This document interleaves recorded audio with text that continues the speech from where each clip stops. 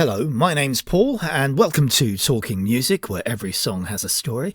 On this channel we take well-known songs and we get behind the story of the song itself, coming up with facts and information and sometimes secrets about the song we're featuring. And today's song is Sunny Afternoon from the Kinks. This song epitomises long hot summer afternoons, doesn't it? Lazy days and just taking it easy. But it's not what the song is about, actually. The line, lazing on a sunny afternoon, masks the essential meaning of the song, a fictitious character suffering frustrations and pressures of life. The song was, you could argue, an analogy of Ray Davies' life at the time. This 3-minute slice of classic 60s pop was recorded at Pi Studios in London on the 13th of May 1966. In a morning session, so it didn't take long to cut. At the time, the Kinks had become one of the UK's premier bands, in that top tier of British artists, and this was to become their 9th UK hit and their 3rd UK number 1. It was written by Ray Davies, with his lead vocal, and backing vocals from the rest of the band, which included his brother Dave, and on this occasion, his wife Raisa. The character in the song was going through a bad time, and Ray Davies himself has said that in the 1960s he and the band went through many tough times, and Ray wrote himself through those times to get through the crisis. He became a great people watcher for inspiration, and he was given great advice from his dad. I started writing like most people do as a hobby. And I joined the Kinks. It was my brother's band. We were an R&B covers band. We got a record deal. We had to do cover records. And some of the songs, the original songs they presented to us, were so, I hate to say, awful. I decided to write my own songs, and I had the idea for You Really Got Me for a few years, and we recorded that. Of course, that went to number 1. Then everybody thought I could do it, so people were knocking at the door. And I'd written about 4 songs total, so I had to learn very quickly. I wrote lots of songs for my dad, and my dad said the secret, if you're going to write songs, is to write something that people can sing in the pub.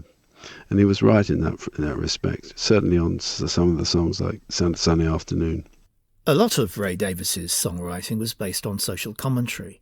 He wrote about what he knew and what he saw, and this gave the band a unique style.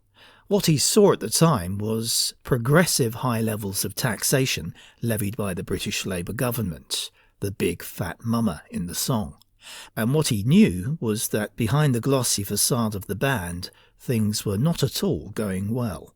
I wrote the song in a fit of real, not depression, but really bleak time, because we had lots of business problems, and we were banned from America, so didn't look good in the future. So I wrote Sunny Afternoon, didn't I? An optimistic song. But the real trouble started in America, a mixture of bad management, bad luck, and bad behaviour. And Sunny Afternoon evolved from having to write a hit after going through all that, all the business disputes. The character in the song is suffering. The taxman's taken all his money and even his yacht. He's left him with his mansion, and all he's got is the sunny afternoon to enjoy himself sipping ice-cold beer. Even his girlfriend has left him, taking the car.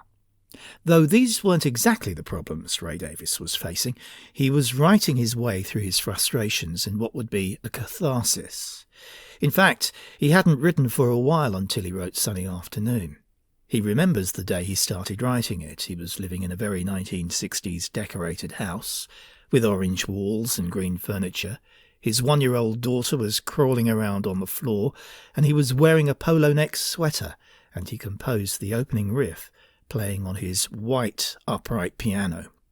On the day of the recording, Ray Davies had a cold and a bit of a sore throat, and after the session it was intended that the vocals be sung again, but the song was reappraised by the producer Shel Talmy a couple of days later, who thought Ray's vocals and the timbre of his vocals suited perfectly the sentiment of the song.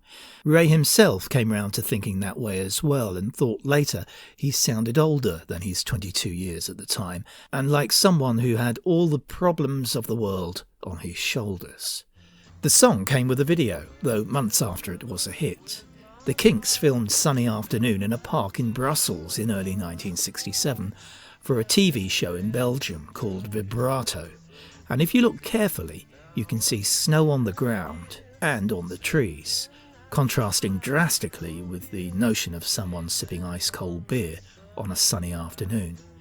But as far as promotional videos went in those days, this was a good one, as it actually showed the band performing the song, or should I say, pretending to. The song was released from the Face-to album, both in the UK and America.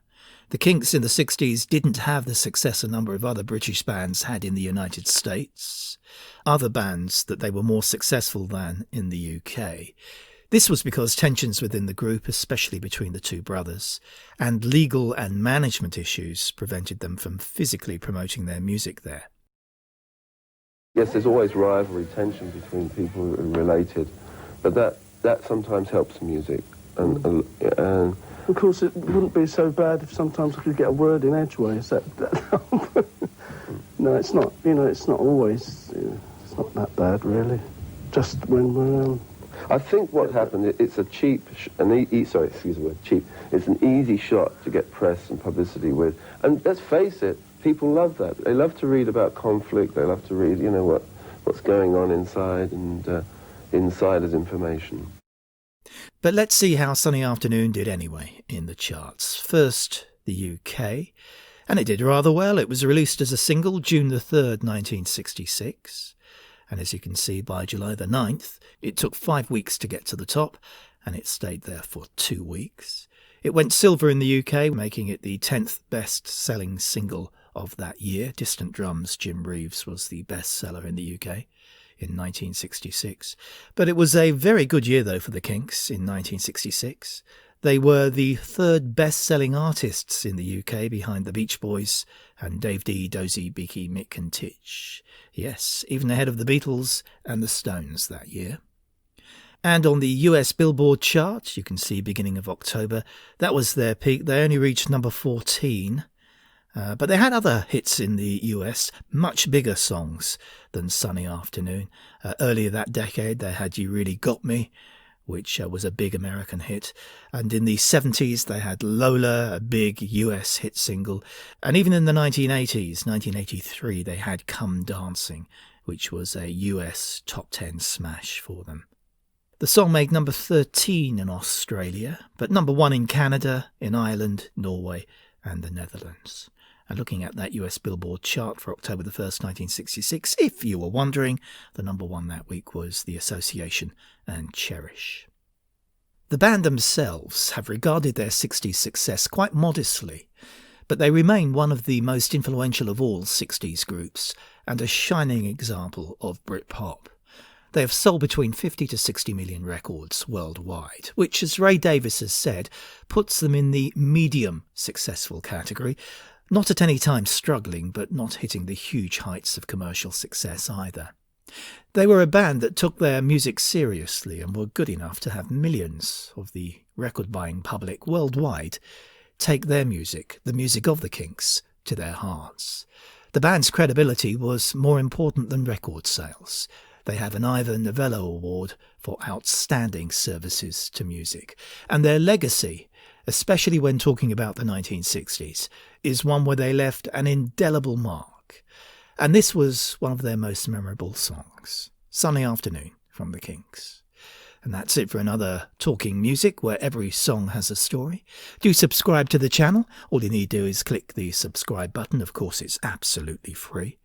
And when you subscribe, you'll see a whole variety of songs, which we've featured many songs, which hopefully you'll enjoy the videos for.